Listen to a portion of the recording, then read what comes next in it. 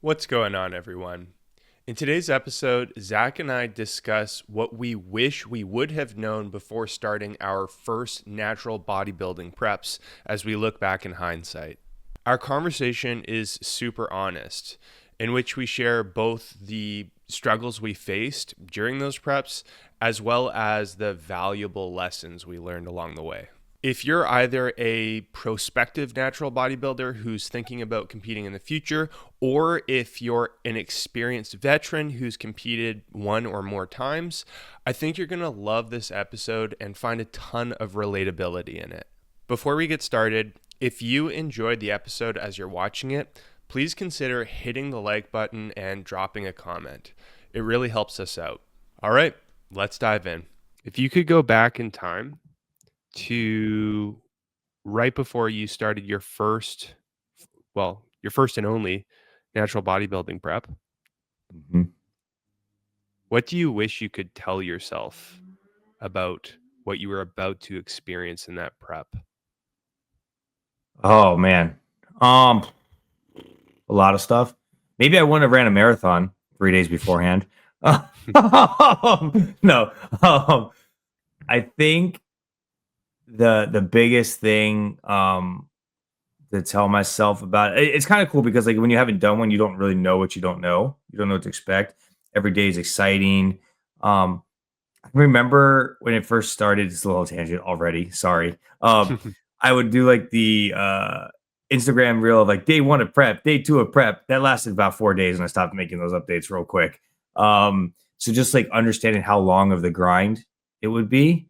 But I think the biggest thing would be somehow to like tell myself not to lie to myself. Um, I underestimated how difficult it would be to like properly track the nutrition aspect of it, and thinking I had the willpower to make like my own adjustments and like, oh, I'm going to eat this today, I'll make up for it the next day. Um, I don't think I understood that, and that's why I think we had so many issues throughout the holidays until like January when I really had to like lock in at the end. Um, so I think maybe I would kind of told myself beforehand, like, okay, hey, this is like what we need to do. Maybe a slower approach or something where it's like, let's just be honest up front with when I make mistakes. When I miss that, like I would have probably planned better for the holidays, just how I'm going to handle those. So I think that's the biggest thing, like the diet and the truly counting the calories. I think the difference between the weight loss that I had done up into that point versus prepping, like I didn't understand those differences and the techniques and strategies. I thought I could just do the same thing and just better. Um, so I think that was the biggest aspect. Then I have a couple other ones, but that was like would be the first thing. Um, I I think I guess would I kind of tell definitely myself. get that. I get Yeah. that. I had for my first prep, I did talking about calories and maybe eating more calories than I had planned Hmm. or I was supposed to be eating to stay in a deficit was I used to this was like at the tail end of that first prep.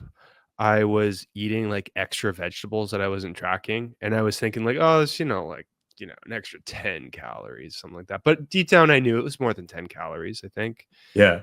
It was broccoli. It was just broccoli. I would like, it'd be like between my second and third meals, I get like ravenously hungry and I'd like get up, fill a whole Tupperware container full of like steamed broccoli, and then I'd crush the whole thing. It was like really weird. It also made me Yeah. really bloated and uncomfortable. Yeah. Yeah. Um, Yeah. but you do weird things on prep. But anyways, I didn't count those calories and that definitely worked against me. It probably ended up being at least 150, 200 calories over the course of the Well, day because I was eating so much. at least yours is better because yours was broccoli. Meanwhile, mine was like bite-sized Hershey bars. Okay, put into my protein shake. I was like, it doesn't count if it's grinded up. No, Yeah. that counts. That cancels out the calories. Yeah, it's grinded up. What do you think some of the because you mentioned that there were differences between when you initially accomplished like that significant chunk of weight loss. And for everyone that's listening, that was when about 3 years ago, you lost about 35, 40 pounds from like some pretty crazy lifestyle changes. Hmm. Um, But what do you think some of those differences were, or can you elaborate on that between that first fat loss Mhm. experience or Yeah. accomplishment versus fat loss during the prep? Yeah, for sure. I think it is kind of funny when I look back at some of those pictures after I lost all that weight, got down to like 165, which, is kind of, I think, my goal weight right now in my mind for the show would be 165, but it's a completely different 165. When I look at those photos, I mean, I think I was still decently muscular, but not nearly at the level I am now. And even now, when other people see it, they're like, "Oh my God, you're so skinny." I'm like, "What?" You know? So I think the craziest thing was for that weight loss, really all I did was give up fast food, give up drinking, and give up soda, and that was like 70% of the battle. And all I did was just walk on the treadmill every day. Like, it was just very, I would say, simple. Not easy, but simple, you know? And I thought I could just continue applying those same strategies. I'll just walk on the treadmill some more. I'll just like continue not drinking soda and eating fast food, and that'll work. But not realizing, I'm already way leaner than I was before. I had way more muscle. I was training way harder than I was training before and trying to like continue to progressive overload. Um, so like that balance of not just cutting calories, because I think, again, I have no idea what I was actually eating when I lost all that weight because I didn't track, but I would guess 15 to 1800 calories a day. But um like I wasn't progressive overloading with my lifting as much and not realizing how much I was basically like, I don't say starving, but I was just like dropping. I wasn't trying to build muscle or maintain muscle at the same time. My main goal was to lose weight. It wasn't to lose weight while maintaining a physique and having muscle mass as well. Um, so I think that was kind of like the biggest difference. And I just realized my margin of error was so much less when you're trying to get dialed in and stuff like that. Right. So it's kind of a very short summary. The contest prep took like an extra layer of precision versus Mhm. the initial fat loss phase where you kind of followed a kind of general set of guidelines for yourself. Yeah. No liquid calories. I know you started walking more, training consistently, no junk Mhm. food. So it's Mhm. like follow those basic principles versus the tracking your specific caloric intake being in the Yeah. prep. Yeah, yeah, for sure. For sure. Yeah. I think that was Yeah. it. Yeah. For my first prep, Mhm. I think if I You were could go already a back, stud though, right? You were already a stud at that point? I'd already built a good amount of muscle. So Yeah. by that point, I'd already lifted, I think, for like 12 or 13 years consistently, Mhm. maybe more than that, like hard and consistently, not perfectly. Mhm. I still needed to learn how to be a little bit more efficient, a lot more efficient. But I already built a significant amount of muscle. I never got I was like healthy lean.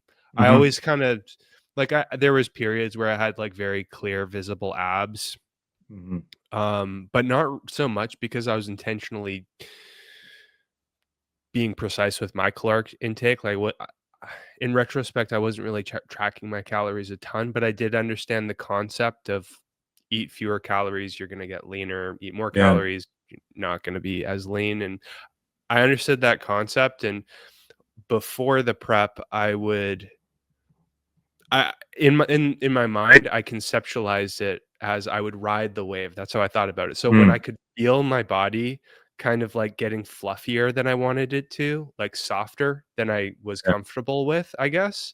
And also at the same time, like I started to feel like I was like almost overly satiated. Like it was like I was almost starting to get sick of eating. Mhm. I would ride the wave down and I would just like take out some of the food that I was eating for several weeks or longer until I could feel my body tighten up. So it was like Yeah. this really unprecise way of doing a cutting phase. And I would kind of do that on and Mhm. off and ride the wave, if you Yeah. will, for years leading into the first prep I did. Mhm. But I'd never been like super lean Yeah. before doing the prep. If I could go back in time, it's tough. This kind of thing is it's Mhm. a tough question to ask because it's the kind of thing where, like, in hindsight, I wouldn't want to change anything because it's like Yeah. what I experienced, all the mistakes I made, I grew from all of those mistakes Mhm. and I learned from all of them and they made me into a better bodybuilder later on. Yeah. So maybe I'll preface by saying, like, at the end of the day, I guess I wouldn't actually change anything Yeah. 'cause I learned so much from it.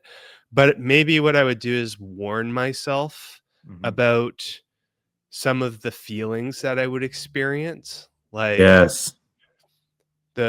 maybe excessive amounts of hunger that it's different than just being really hungry, like, it's like a psychological food focus that at some Mhm. point gets kinda weird, um, so maybe that's something I would say, like, "Hey, get ready for that," just so it's not Yeah. a big surprise and, like, it's like, just it's uncomfortable all the time after a certain point, and then also, like, some differences to my temperament, how I Mm. react to things, so, like, Ah, yeah.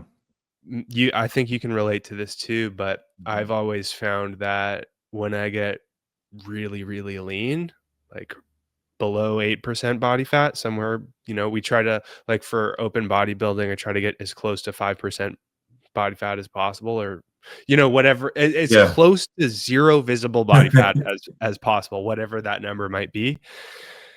The closer I get to that, I feel, the word that keeps ringing in my head is darker, like, just Okay.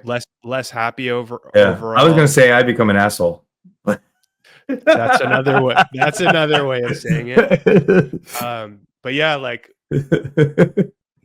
maybe a little bit of that, but just, like, a little bit darker, like, Yeah. not as happy overall, like, easier to feel negative, easier to it's, like, easier to more irritable, I suppose, Mhm. like, that Yes. kind of Yes. That's a feeling, great and, like, word. Yes. harder to socialize with, so maybe, like, getting ready for that.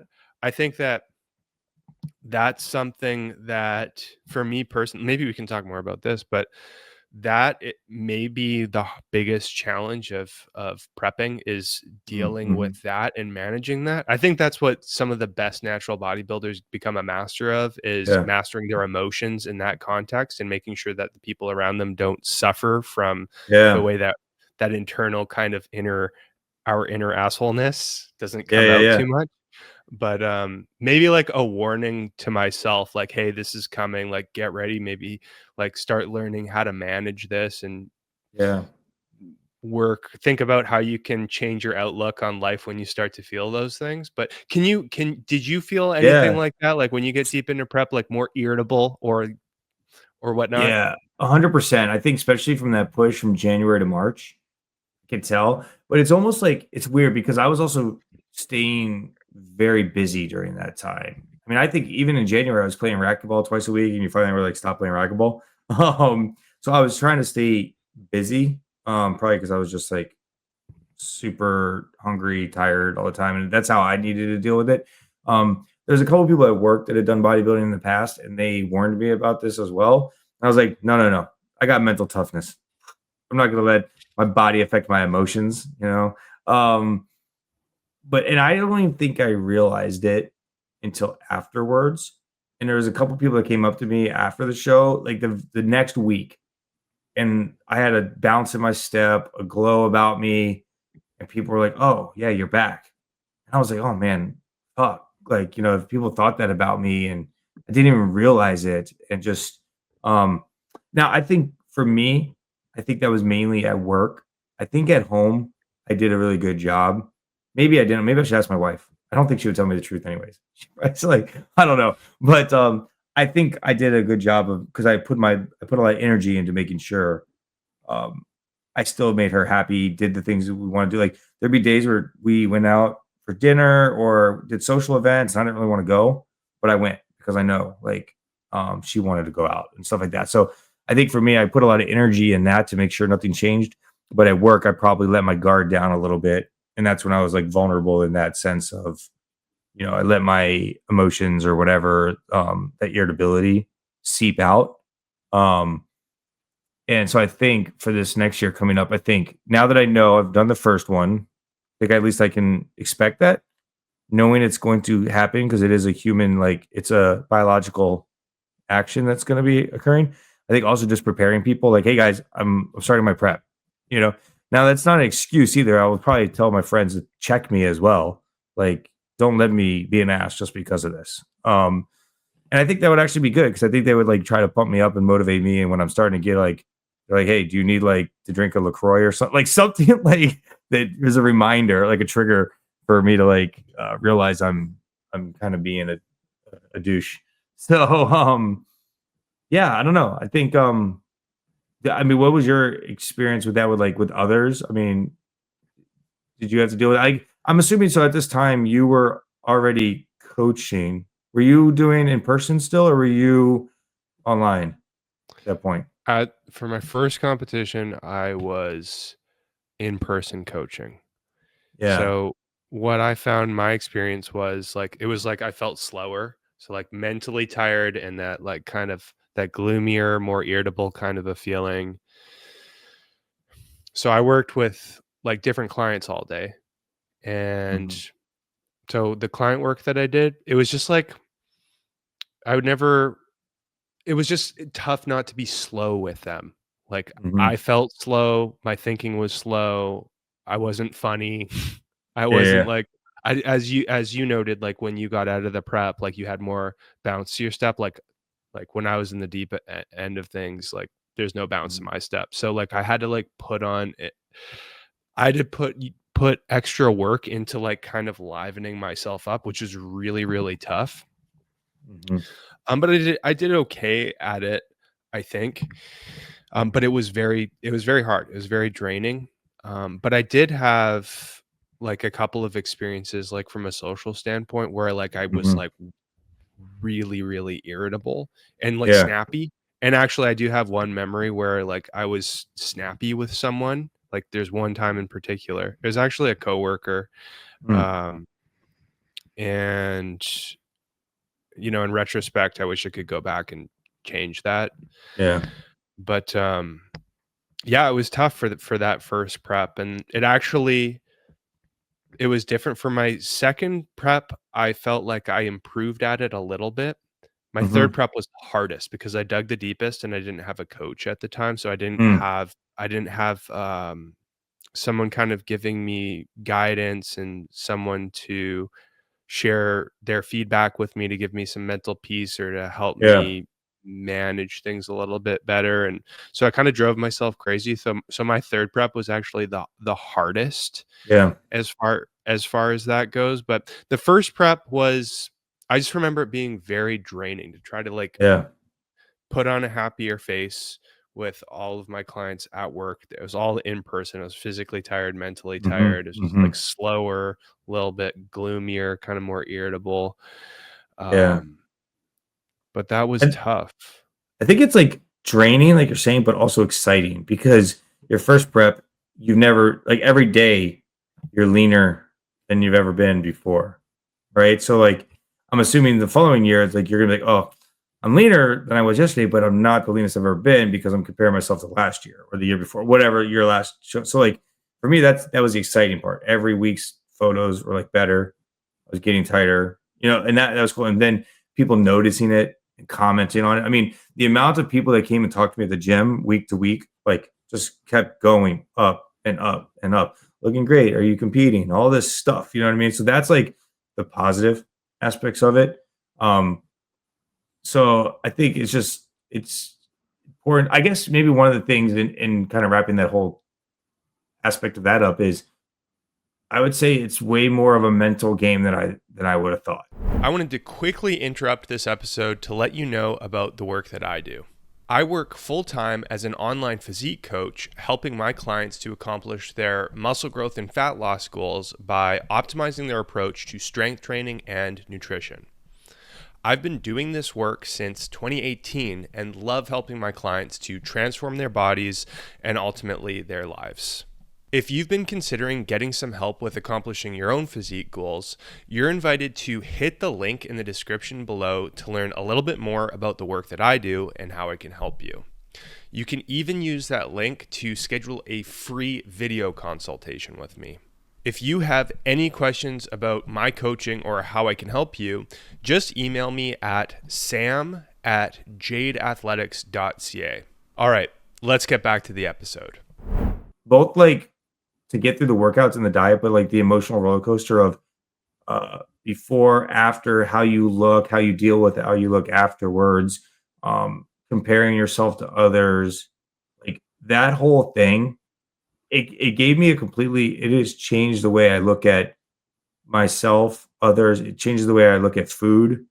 Like I can't not eat, not read a label now. Even though I eat whatever I want now, like right now, at this moment, I had like 3 short, stacked pancakes last night, right? Like, I'm feeling good, but of course I know that, and I'm like, "Oh, man, how many calories was that?" Like, so, yeah, I don't know. I mean, that for me, I think the biggest thing was, that mental aspect of it, comparing yourself to myself and then also to others.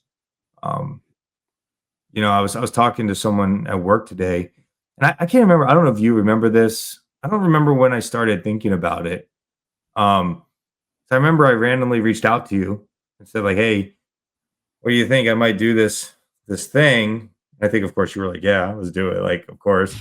Um, because at the time I was in the middle of the marathon prep and I was doing that all by myself. And I remember going to the gym and there was a couple guys that I hadn't seen in 8 years, and they were there. And of course, I was like, I look completely different than I did 8 years ago. I remember they were saying, "Oh, like, oh, sir, you're looking great," all this other stuff.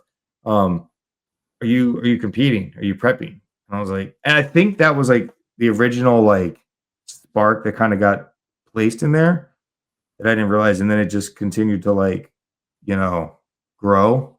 Um, and so I still have that now to this day. People ask if I compete, whatever, and I think that's just like, oh, okay, cool. Maybe I have something here. If other people are seeing it, I'm not asking for it.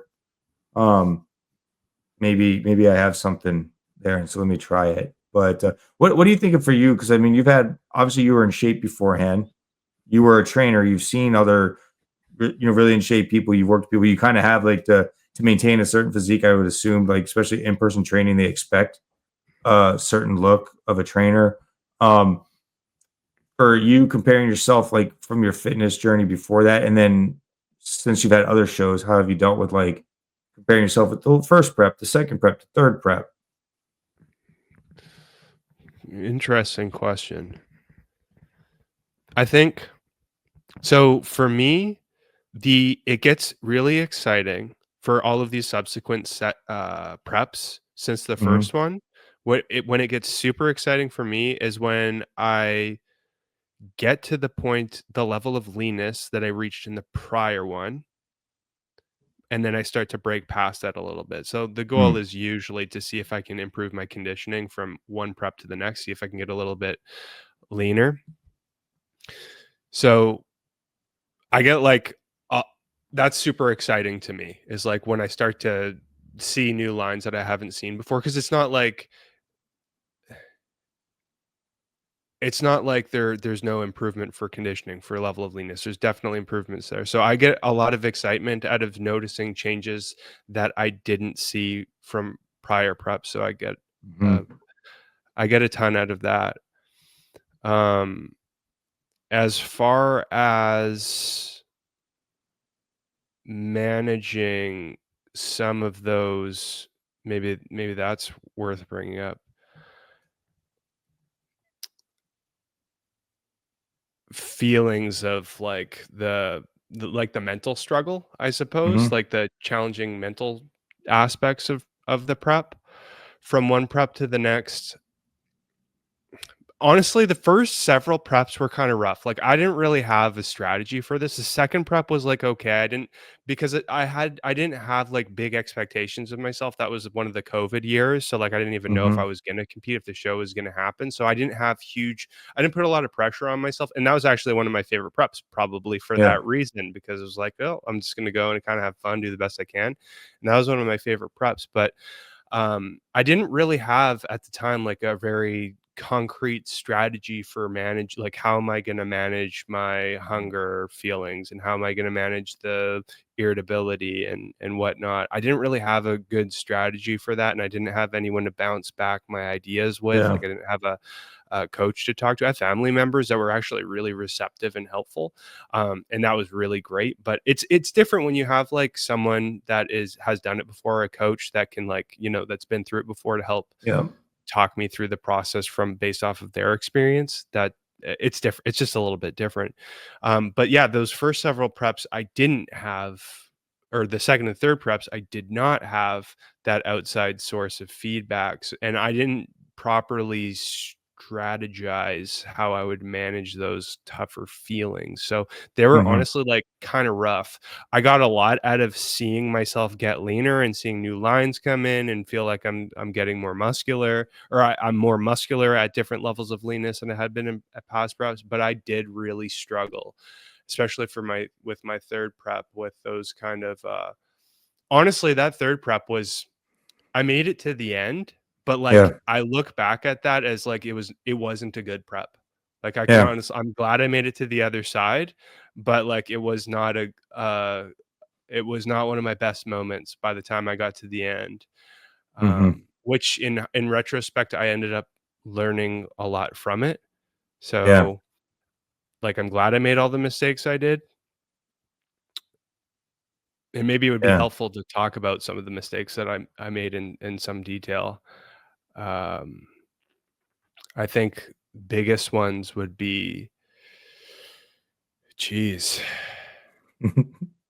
honestly, like, I think not having feedback from someone else, because I Yeah. was kinda driving myself crazy. Like, that honestly was it. I was, like, second guessing what I was doing. I was getting leaner and Yeah. leaner, and I had all of these irritable feelings, and I was second guessing my progress. Like, am I in too much of a deficit? Like, am I training hard enough? Am I Yeah. training too much? And I'm like, should I, like, am I going to be ready on time, or should I get ready early? And I'm having all these questions, and I'm kind of driving myself crazy. And by the time I got to the prep, like, I'm kind of going a little nuts. And the show was like, okay. I didn't do as well as I'd wanted to. Like, I put way too much pressure on myself. I had a whole bunch of unrealistic expectations built up. Yeah. And then by the time I got to the end of the show, honestly, like, I wasn't happy when I finished. I was like, it wasn't Yeah. just like, yeah, like, oh, it's okay. Like, I was like actually upset. I was like, It's I should, I wish I did yeah. better. And I had a little bit of a, yeah, it was tough. That was a tough one. It's funny. I literally just watched a YouTube video today of I don't remember her channel or whatever, but it was her talking about her first and only like bodybuilding show and her regrets on it. She didn't like it. She didn't enjoy it. The show day was like, she's like, this, I did all this like transformation for this. You know what I mean? So it's interesting. But so did you have a coach your first two preps? For my first prep, I did. Okay, yeah. Um, I'm just trying to think because so like I'm just thinking if I was doing it without anyone, but you've had someone in the past, so you kind of knew. It's not like you were learning by yourself or learning from like YouTube, right? Like what to do. Like you had some experience, and you were probably taking that and with all of your other experience and just kind of modifying it. And I'm just trying to think because I don't have like a running coach. I did the marathon last year. I'm doing the marathon this year by myself. But I feel like it's a little bit easier because it's very objective. I can run, I can look at the time, and I can know that I'm improving or not improving. There's a lot of data that can show me that. I think that the issue or the struggle, the difficult thing about bodybuilding is you can have objective stuff like, the scale, the leanness, how many sets and reps you're doing. But at the end of the day, it's also subjective, competition, like how you look. And I think that's where like the mental aspect, it's like we start second guessing ourselves, and it's almost like you need someone who's not biased besides like you paying a coach, so maybe they are biased, but whatever. But like a family member is always going to tell you great things, and I feel like you got to.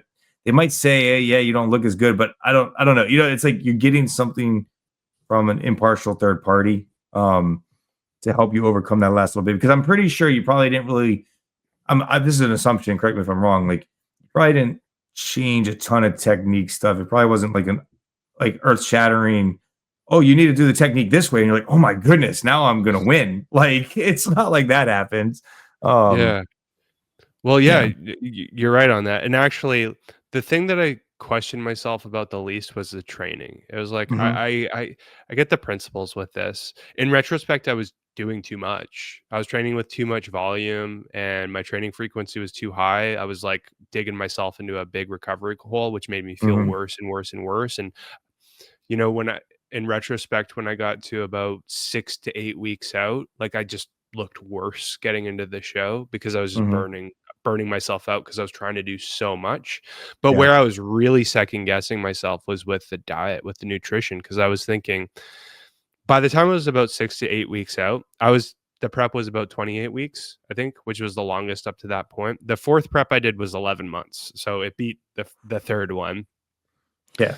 But, the for the 3rd one, when I was about 8-ish weeks out, I was really hurting bad. Like, I was really, really hurting, and then I was questioning, like, should I be increasing my calories a little bit? Should I add refeeds? Should I do a diet break? And I kinda, like, did my own little thing, and it kinda recharged me, but I did my diet break. I think, like, it kinda Mhm. bloated me, and I spilled over too much, and it freaked me out, which actually would have been okay. Like, a little bit of spillover was not Yeah. the end of the world. I probably needed it because I was so in the recovery hole. But I was like, I don't know what to think of how I'm looking right now. So I dug harder, and then I, you know, talk. Is kind of relatable to your first prep too. Is like I Mhm. was increasing my calories, but then I was walking more. Like ended up walking an obscene amount for Yeah. that prep. But the ironic part was I ended up looking worse from like 8 weeks out till the show, and I think in Mm. retrospect that's because psychologically, like, I was just second guessing myself, stress levels were super high, but also because, like, my I ramped my activity up even though I let myself eat a little bit more, I was training too much, too Mm. frequently, Mhm. too many working sets per muscle, I think, and I looked really washed over, and, that was something that was stressing me out more too, was, like, I would take my progress photos and I'd be like, "I don't like this, this, this, and this," and I'm like, "What can I do to fix that?" And, oh, Yeah. man, it's just, I was just running around in circles in my brain trying to Yeah. assess what was going on, and that's where kind of the psychological difficulty was Mhm. coming from was, really if I had someone to talk to like an expert in natural Yeah. bodybuilding to tell me like, "Hey, like, you know, this is what we can do, and you're gonna probably feel better, and you'll probably look better," and you know, that would alone probably would have given me peace of mind. Whether or not that method would have worked, just getting to Yeah. receive that feedback, peace of mind would probably come from that. But, Yeah. yeah, that was I definitely, agree. I think it was so interesting last year because 'cause I'm basically repeating last year to this year, but, like, with higher expectations for myself, right? Because I didn't know what to expect last year, and I think I legit peaked on the show day. I feel like I took that photo the week before, um, and that was, like, the first photo I really posted, like, on my Facebook, at least with my friends. I think some of them knew I was in a prep, but I think people were like, "Whoa, what the hell?" And I was like, "Man, I feel like I look good in that." And then it was, like, even better the show day. But it just kind of, like, the last month, it just tightened up really, really well. So it was, like, perfect. So now I'm like, "Okay, that worked out." So, I guess we'll do that again this year, and not make as many mistakes, but I also have a shorter time frame than I did last year. I have, like, a month less time, which I think is good for me. I think that's good for my personality type because I know come, like, November 1st, I'm gonna be locked freaking in. Understanding if I make a mistake, which I'm human and I probably will. I don't want to, but I'm not a zero defect mentality kind of person. Like I joked with my wife the other day, I was like, "This is gonna suck over Thanksgiving and Christmas. I'm not eating any freaking cookies. Don't even make them. Like if you do make them, like I'm not eating them." And I was like, "We can go to dinner on Valentine's Day afterwards because the show is on Valentine's Day. We'll have a nice, perfect Valentine's Day dinner together afterwards." She's like, "Good thing I freeze the cookies so we can have them in February."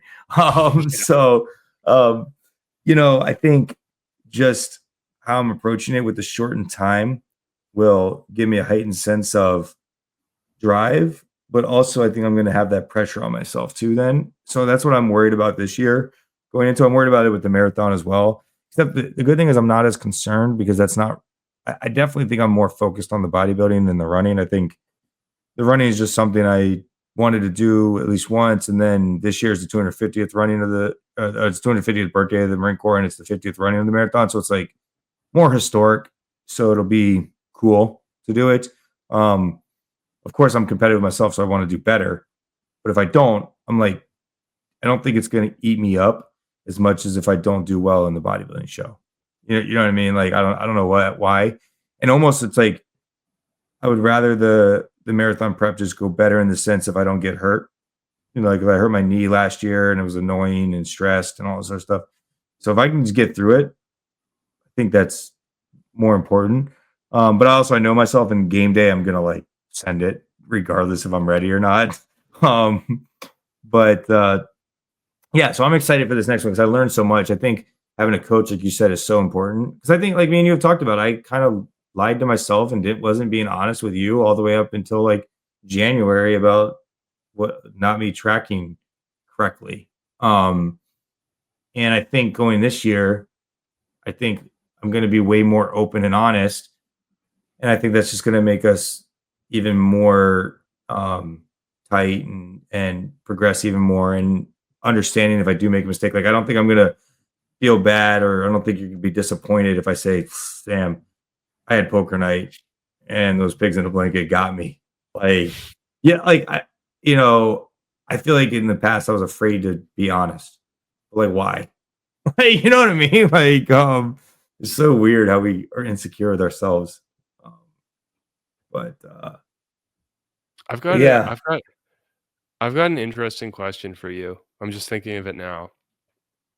Um, I've heard before. I think it's Alberto Nunez that like he's popping into my head as someone that has said this before. I know he's not the only person that said this before. I've heard many people actually kind of say this, Hmm. but I've always I think I can answer the question for myself, but it's like I have to kind of navigate what my answer is to and really think about what it is. It's Hmm. not something that's blatantly obvious to me, Okay. but it's this idea that some people will say that I love one of the reasons I love prepping for natural bodybuilding competition is because I get to learn more about myself. I get to Mhm. learn more about who I really am. So I've heard that before. I think it's all hopefully I'm not misquoting him on that, but I think I've heard Mhm. him say that multiple times. I've heard other people say it before. And when I think that initially, I think because what prep does for me, oftentimes it amplifies certain parts of my personality, and, like, Mm. it amplifies irritability, like, when I get to, like, the deep part, and I have to learn certain levels of self-control to keep the irritability dampened down, Mhm. Mhm. but what I've found is that it can amplify certain parts of my personality, and unfortunately, a lot of what's amplified is, like, the irritability elements, and it's like then it becomes just a game of, like, controlling the irritability and kind Mhm. of putting in extra energy to be more positive, to find things to be more positive about, which I've learned more about a lot since that 3rd prep. Yeah.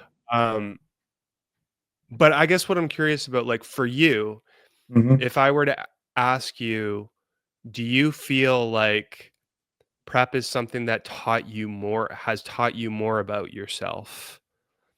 What would you say to that? And if so, like, in what ways do you think you would have learned more about yourself?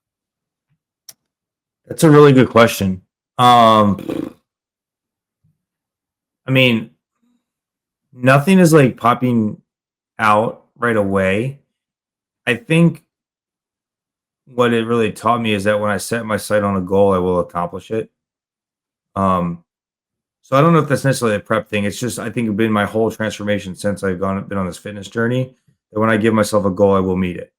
Um, so like I had the goal of giving up the alcohol and losing weight. And then it was like, okay, I'm gonna give up alcohol for the whole year. People said I couldn't do it. I'm gonna do it. It was to get to 10% on the body fat scan machine. So, asterisk next to that. I got to it, right? It was like, I'm gonna do a marathon under 3:30. Did it. I was gonna do a body so I don't think that prep specifically taught me, like, I think just changing my mindset when I figured out fitness, just a lifestyle change that, like, I'm a goal-oriented person and I will meet those goals.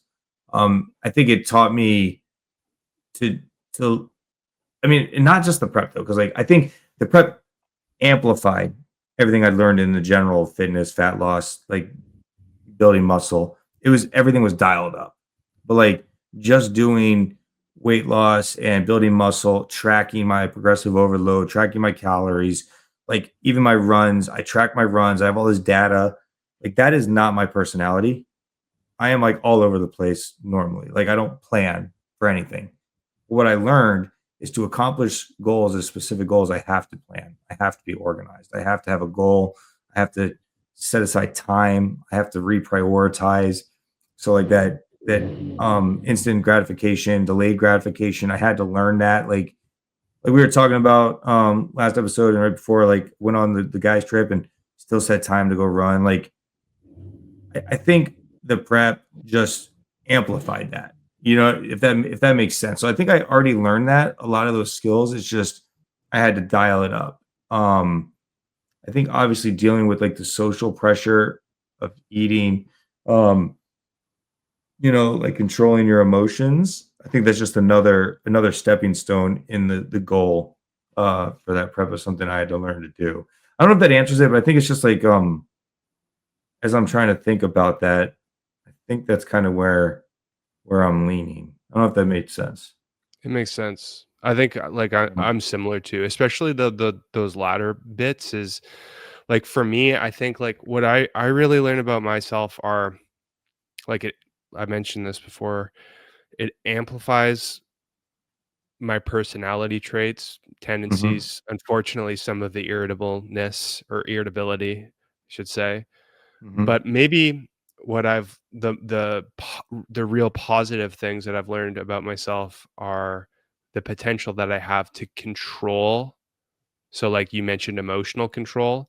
I think that mhm. might be one of the things that I've learned about myself is like tapping into this level of emotional control. Again, like Yeah. it wasn't something that I learned in my first prep or my second prep or even my third prep. I think the worst I did at it was my third prep, not even Mhm. my first prep, but learning since then that I actually have the potential to control those things, and each prep since then has been significantly better. But maybe that's one Yeah. of the most important things I've learned is like my potential for emotional regulation and control. I also really liked what you said about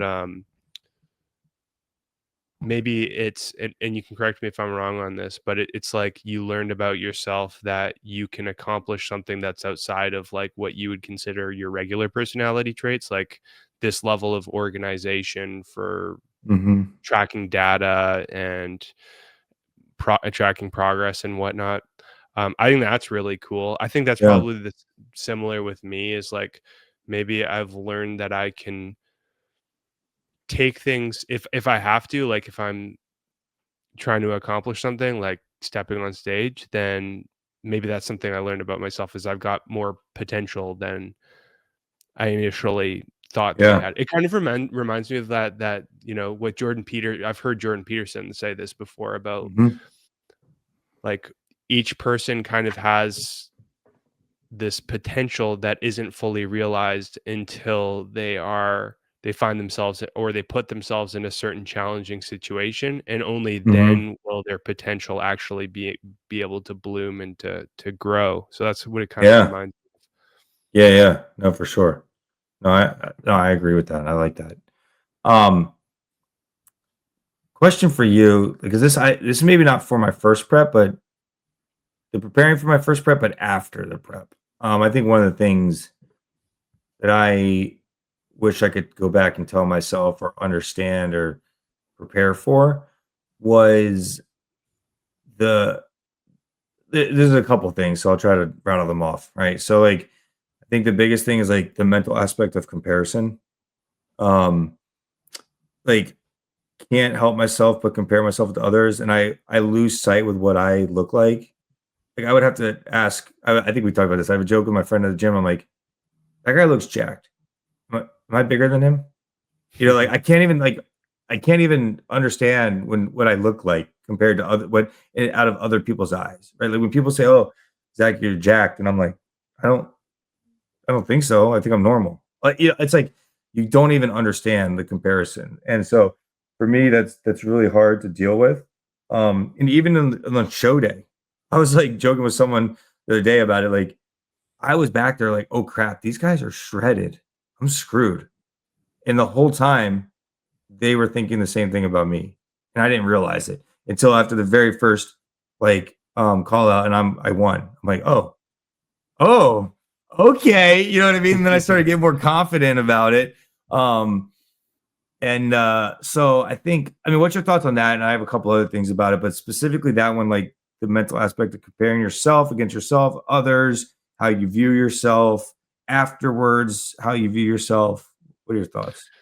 The third prep, going back to that third prep, it was brutal for me, honestly. Mm, That was also the peak of my comparing myself with others too, and that was another one of the things that was kind of driving me crazy was mm, um, always on Instagram, checking on other bodybuilders that are also competing at shows at around the same time as me, and I'm comparing my yeah. conditioning and muscularity and shape to them, and I'm thinking, man, I suck, and they look amazing. What do I need to do? Like, I need to do more Mhm. steps. I need to like dig harder with the diet. I need to train more. And it's like the answer was none of those things. But Yeah. I really struggled with that one. So what I've learned since then though is this is my approach now. And it's not like I automatically do this by default now. I actually have to like put effort into doing this is I try to not compare myself to others, but I'll take steps like my Instagram, for example, I follow a lot of natural bodybuilders. Like I'm friends with a good number of them, but what I'll often do is I'll mute their. I won't block them, but I'll mute Mhm. their posts or mute their stories so that I'm not regularly seeing them. I'm like de That's dying. bodybuildifying my Instagram Yeah, yeah, so yeah. that I'm not getting like constant, consistent envious feelings or just Mm, comparing myself to other people. So I just limit my exposure to that. So I just don't have to like spend energy fighting those feelings. So that has been a pretty big game changer for me. I've interesting. I done like that that.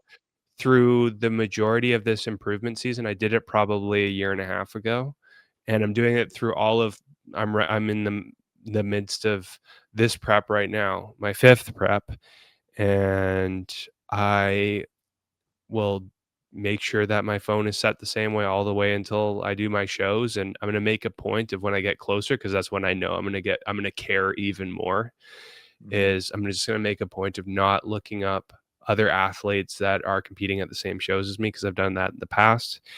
And basically, what my intention is just to go to show day, not really know who I'm up against, and just Yep. focus on myself. So that's long story short is my strategy now. My intention is just to try to focus on improving myself, do the best I can do for, and not worry outside of doing everything that I can possibly do. Because at the end of the day, just worrying about not looking as good as someone Yeah. else is just not going to help anything.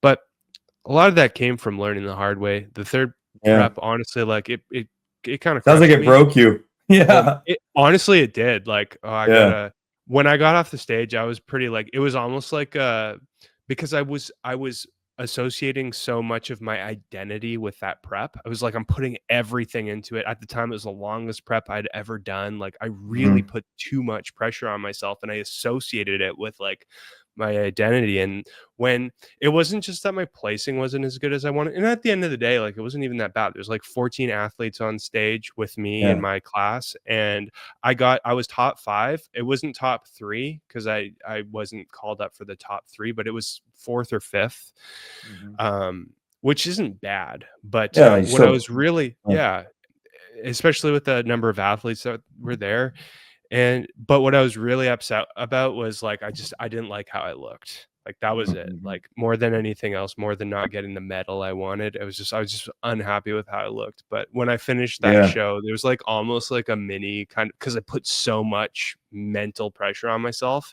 and emotional pressure, honestly. Yeah. Like, I was feeling it, and, I had, like, a mini kind of existential I don't know if you call it an existential crisis, but I was just like, it Yeah. was an identity thing. Like I was like, I ruined this prep. Like I was thinking, I didn't in retrospect Yeah. completely ruin it, but that's how I felt in the moment, and it really kind of crushed me. But again, going back to that initial kind of question of what would I go back to tell myself? What would we go back to tell ourselves for our first prep or our first several preps? I'm kind of reluctant to say that I would actually go back in time and tell myself anything. Like, Yeah. what would be smart would be to go back to tell myself like, hey, you need to not compare yourself to others. Yep. You need to not put so much pressure on yourself. You need to just do the best you can and meet your potential for today, and not try to be like a the best natural bodybuilder in the world when you're not ready for it. Like, you need to be patient. Like, there's all these things that I it would have helped me if I knew, but I don't know if I'd actually go back in time to tell myself these things, because as much as it crushed me to fail at all of those things, I'm happy at the end of the day that I did that, because I learned so much from it. Sometimes, Yeah. it's like the best lessons that you learn them the hard way, because Yeah. you remember them. It's like that's how Yeah. you get the point across, you know? It's like growing up, your parents tell you one thing and you have to burn your hand on the stove to figure it out instead of just listening. Um, but I also think I mean, I think a lot of people might be listening like, "Oh my gosh, this sounds awful." I think there's a ton of positive aspects of it. So we're talking about like the maybe more of a negative connotation with like comparisons and stuff like that. I have also seen so many positive. I have had more people reach out to me, and I don't even like consider myself like influencer, right? Like, and I post on Instagram. And when I first did my fat loss journey, I posted every day, more of an accountability thing for me. And it's really funny to go back and look at those. So if you're interested, go to my Instagram, Zomic12. But it was literally me just checking in, saying, "Hey guys, Zach here, another day." You can just see my face get like thinner and thinner, which is really cool. But I like I didn't realize how like inspiring I guess I could be. And I think it's by being real in my posts and just giving honest updates and just showing who I am.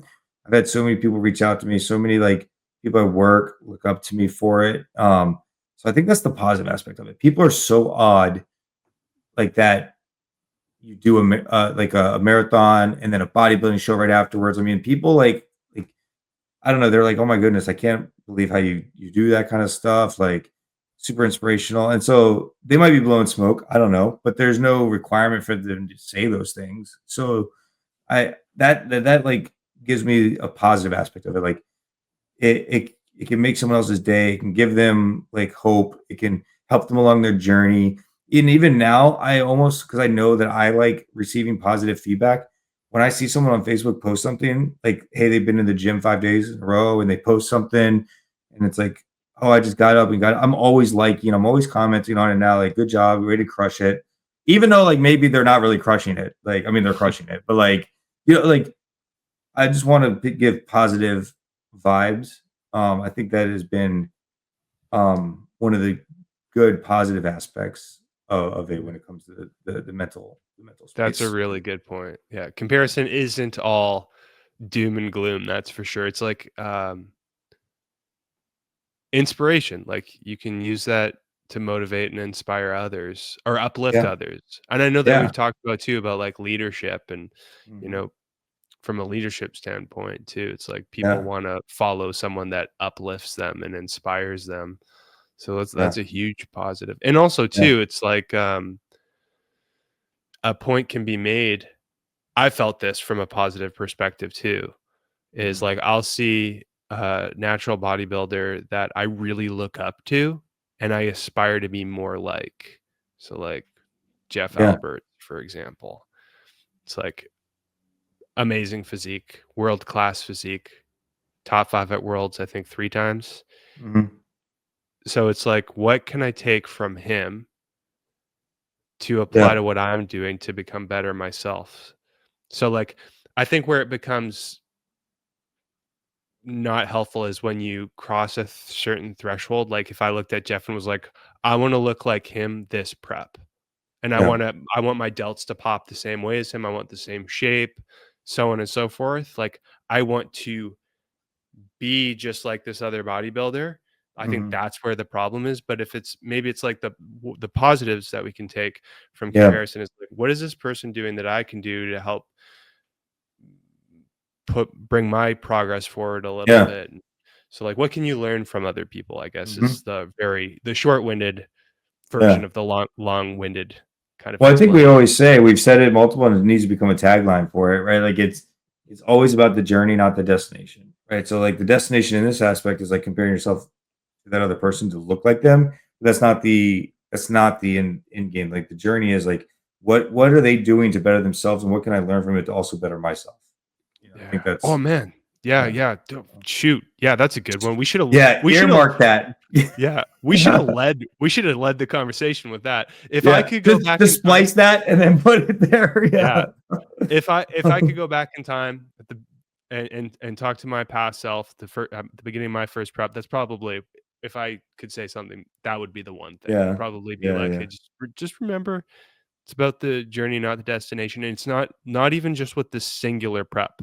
From one Mhm. prep to the next is gonna be part of Yeah. the journey. It's not like one prep, you get to the end and that's the end game. It's like, no, you're gonna learn more in the next prep, and the next prep, Yeah. and the next prep. But And then yeah, your going back self to back that. then would have been like, "Nah, Sam, that's not it." Yeah, Hey, too you're like, "No, I want it now." yeah, Too exactly. impatient in the moment. Yeah, yeah, It's yeah. easy to go back in retrospect and say these things, but, when you're in the Yeah. moments, it's tough to actually implement that. Yeah, for sure, for sure. Um, I think another thing, I really underestimated, and my wife did not. Well, so 2 things. Remember, I just mentioned her. I think, I can't remember who was it. Was it, Caleb or Wakeem that told us it was their prep together? I think it was Caleb talked about it. Caleb. Yeah, Caleb. Yeah.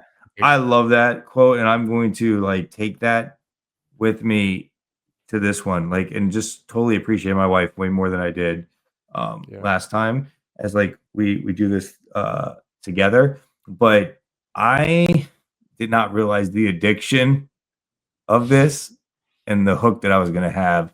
Um, I told myself I was just gonna do 1 show and just to do it, kinda like run the 1 marathon and just do it. Well, I signed up for another marathon the day after, and the day after the show, I was like, "I'm doing this again." Um, and I think mainly because I came in 2nd, which, like, really frustrates me, the competitiveness of it. But, yeah, it's like it completely changed, like, my lifestyle and the focus I have on fitness and just goal-oriented stuff, and so I think I underestimated how an addiction in a good way, like, not a like, everything in moderation, I think, is important, but you can have good addictions as well to good healthy habits, um, and I think it is. I think some people will say there's, like, some negative aspects of bodybuilding, but, like, I haven't found that yet. You know what I mean? I think it's pretty healthy. I don't actually ever get injured. I think you do a slow, controlled diet. These people that do crazy stuff, maybe that's why. But like again, everything in moderation. There's nothing unhealthy about losing body fat and maintaining muscle, but knowing that you can't sit there the whole time. There's nothing wrong with like it's like I can't run a marathon forever every day. Like there's just everything in moderation. So I think it's an awesome skill to learn how to be in tune with your body, to understand what you can put yourself through mentally and physically, um, and the positive vibes of the other competitors. Like such a great network atmosphere, energy. Everyone's just so uplifting. So there's a lot of stuff, but that was kind of like, you know, another thing I didn't really expect or understand. Yeah. It's kinda cool being backstage with other competitors that have also been through months of dieting and training and that have experienced all of the challenges that you would have experienced, and being able to have, Yeah. like, you know, a little bit of a bond with other Yeah. people backstage, just because everyone's kind of been through a similar Yeah. challenge, at least in some regard. Well, it's cool too because it's not like a sport. So I wrestled in high school. I was never very good, but there's almost a certain level of like, at least for me, like hatred that I would need to get against the other competitor for me to beat them. Like I was Like really bad at aggression. that. Yeah, like I would never get angry. And I remember that. So long story short, there was this match where I lost to this guy. like points at the very end of the third period. And then at the end of the tournament, I was going up against him for third place. My dad took me in the back and kind of like slapped the shit out of me a whole bunch and basically got me all amped up. And I pinned the dude in like 25 seconds. So it's like, I Jeez. just, and so the cool thing about like the bodybuilding or anything where it's a competition, I think the same thing with music. Um, you're not the one like deciding the winner or loser. So therefore it's like I don't view them as adversaries. Like it's some other person judging you. So it's like I'm just competing against myself and I want them to do well as well. Like it's a different level of competition because I'm not trying to beat them myself physically. And so therefore I don't have to get to this threshold of like it's me or you. Like it's like hey, I want you to do a great job. I want to do a great job. Let's see what they say. And if you beat me, it's because they chose so, like not because you actually beat me. I don't know if that makes sense. Yeah, it does. It is kind of unique as a sport in that it's like you get on stage, you can't control what the athletes next to you are going to do on stage, nor how their Mhm. diets and their preps went, or what their genetics are, how they look. All you Yeah, can control is the prep that you just went through for months, weeks and months beforehand, and how well you pose. And then the cards are yeah, going to just fall where they're going to fall. And like everyone's yep, just kind of having the same experience that you're having. So it's different in like versus wrestling where like you're reacting to yeah, what the other person is doing. Like that's part of it is you have the control that you have in the moment is basically the control that you have over the other person based off of the yeah. skill that you've developed. But it's not like that with bodybuilding. Actually, interesting digression is some people would I used to when I was working as an in-person personal trainer, I would get in little mini debates with the other personal trainers that would argue that natural bodybuilding isn't a sport. It's only an art Mm, mm, because of this reason. Like it's not like wrestling. It's not like a team sport in that sense. Um, I my personal opinion on the matter is it's yeah. both a sport and an art. That's my Mm, there is an art to it. The posing, like, yeah, you can nice. be Yeah, yeah, artistic with it, like, there's a bit of a dance with the posing routine, I guess you could think of it like that, and how you present yourself on stage is artistic, I suppose, yep, and, like, you can compare, uh, your stage physique to that of a statue, I guess, if you really wanna get out there like yeah, a Michelangelo sculpted statue. yeah. But I think there's a sports element to it too, like, there's Mhm. still, like even though you can't control what everyone else is doing, there's still, like, you're still competing, you're still on Yeah. stage, like, you can still feel the fire that everyone has, like, they're still trying to Mhm. do what they can to win, to Yeah. present themselves as best as they can to win, so, like, it's still a competition. Debatable topic for So sure. yeah, it's funny. Maybe we'll have to do a whole episode on this one. I've looked Is this up before, bodybuilding a and I sport? yeah, legit, right? Like, 'cause I've looked up like definition of sport before and these kind of different things. And long story short, what I've kind of settled on is there's a clear definition. There's a clear difference between a sport, a competition, and a Right. race. So I classify three different things. So like a competition is anything that's judged. So I would in this aspect, I would say bodybuilding. Sport is when like you're competing against each other. There's a clear winner or loser through objective means. Um, and then I would say like a race is it's like a kind of a subcategory of a sport because there's not really like a physical aspect to another one. So like a NASCAR race, running around the track, like something like that. The only sport that I figured out that I thought of that is kind of interesting with this is boxing because I think Mm, ultimately it is a sport if there's a real winner or knockout, but if not, it's judged.